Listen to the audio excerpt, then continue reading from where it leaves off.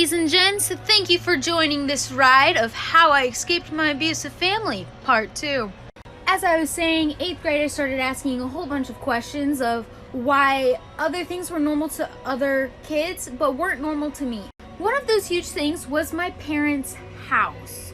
And you may sit there and think like this is very minor, but it really actually wasn't. Our house had always been trashed, and I mean trash. There was actually, I'm pretty sure in 8th grade we got accepted to go on the show Hoarders, but both of my parents needed consent and my mom refused. So what ended up happening was Child and Family Services got involved yet again. Now Child and Family Services has been involved in our lives our whole lives. Like, I can't remember a time Child and Family Services wasn't involved in our lives. Now, this also played a huge role in all of the questions I was asking. Because if what was going on was normal, why was CPS there? Classes, then you doing something. Anybody gonna pick up a fucking book and sit on the bench and talking about they doing something. Charles, give her prompts. She's young and she's not drugging. That's why. Yeah, at least I'm in school. And online classes are hard. You don't fucking learn when Yes, you do. Outside. They tell you that. Oh, so then what about Shayna? She did online school. In. No, she did online school. Hey, she did a lot of online school. She went in. And so did I. She used to go to Monroe. I did too. She did too. I did go She in. went to Monroe 1 month. The fuck out of here. I did go in. I was doing it both, online and in person. I need some socks. So they reported my actual phone stolen. We were on the same plan. So the video's on my old phone. But here's the video of me finding the TV, and you can tell just the way it's smashed that someone did that. That isn't someone's things. Like, you saw how it was. Like, someone totally did that. The TV didn't fall. Like, that was purposefully done because he got mad that a 3-year-old told on him, and he wouldn't have done something like that if he was innocent. He wouldn't have went in my room and broke her TV instead of mine. Mine was double the size of that one, way more expensive, and he chose to break her TV. It just shows more guilt. It makes me so mad, honestly, but, you know, it is what it is. We're out of there, so we'll move on from whatever. We'll see how everything goes now, but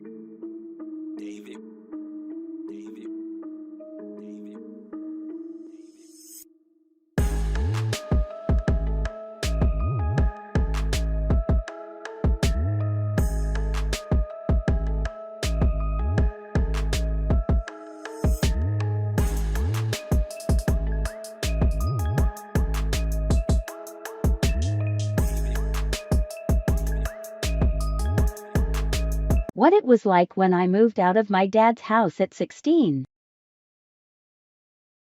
I'm moving in with Nana. No, you're not. Yes, I am. You can't stop me. I won't come home. I'm coming to pick you up.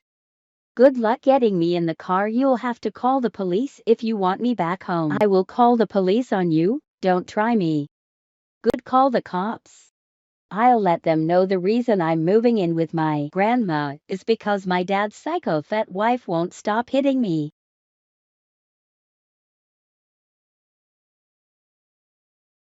Have you asked Nana if it's okay to move in with her? I figured she already did live with me.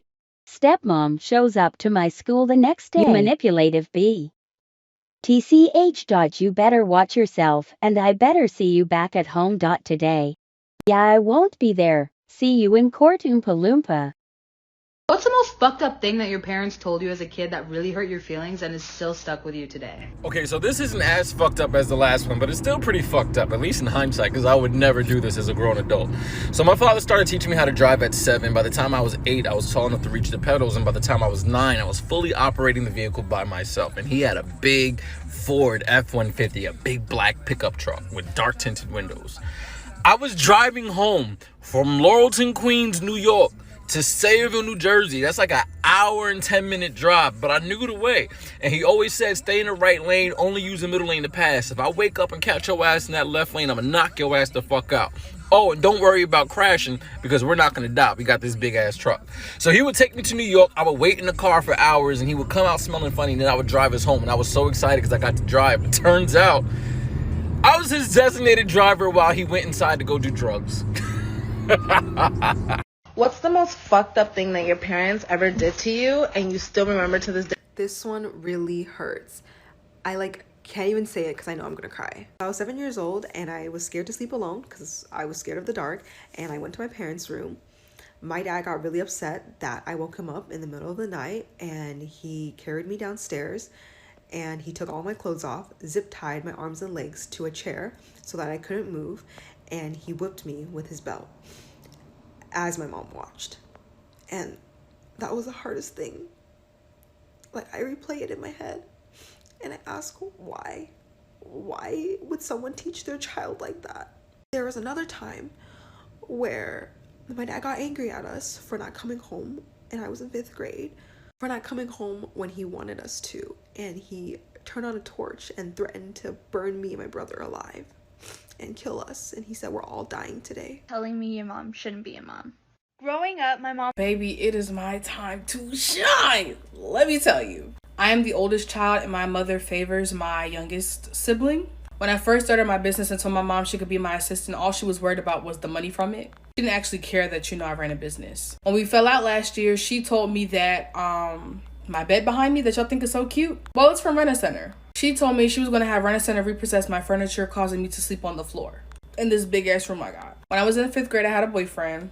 My mom found out and she beat my ass. This wasn't your typical ass whooping. I got out the shower, fresh out the shower. She cornered me and whipped the fuck out of me with a belt, to the point where I was so badly bruised when I went to school the next day, all I could do was cry. She was a lunch aide at the school, which didn't make it any better. Growing up, I used writing to cope with the loss of my great-grandmom. My mom read my journal every chance she got, but would never ask me what was wrong. My mom always labeled me as the mentally ill child. Like for a part 2, because I can keep going. I'm gonna give y'all some unsolicited life advice. If your family ever wakes you up in the morning by screaming at you in 15-minute intervals for an hour, yelling at you to get out of bed for no good reason, and then they call you a bitch for having any irritation in your voice, I'm gonna tell you what you definitely should not do to get back at them. You should definitely not go into the dishwasher, find one dirty mug that doesn't look dirty but definitely is, and put it back in the cabinet so that one person in your family will have to drink coffee from a dirty mug and you'll be the only one to know which one it is. You should definitely not do that. You should also not walk into your family members' bathrooms and take 1 or 2 toiletries that you know they use every day and just put them in slightly the wrong place. Just stick them in a drawer under the sink where they shouldn't be, and they're not going to suspect you moved them, but they'll definitely not be able to find them. You shouldn't do that. That would be mean. You should also not rip a page out of your mom's favorite book, which is written by Trump Dirty. I had someone ask me, is it possible to come from an entire family that is abusive? Yes, and in black families, that person usually gets labeled as schizophrenic. Every year, I have someone call me and say, oh my God, I'm so happy we found a black therapist. My brother has schizophrenia. Can you work with him? And I say, I absolutely can work with him. But for the first couple of sessions, I need the entire family to show up for therapy, everybody that's involved with him and his care. And they stop and they say, well, why do you need everybody to come? My brother is the one with schizophrenia.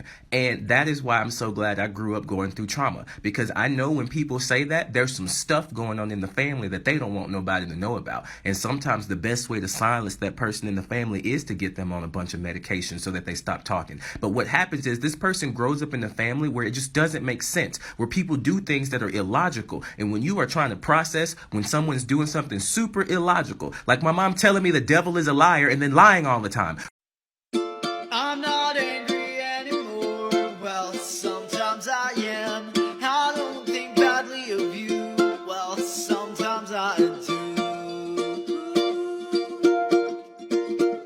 It depends on the day and fee instead of all my worthless rage. Shut up! You're a fucking nutcase, cockhead. Leave my shop! Leave my shop! Leave my shop! Please help me! This is my...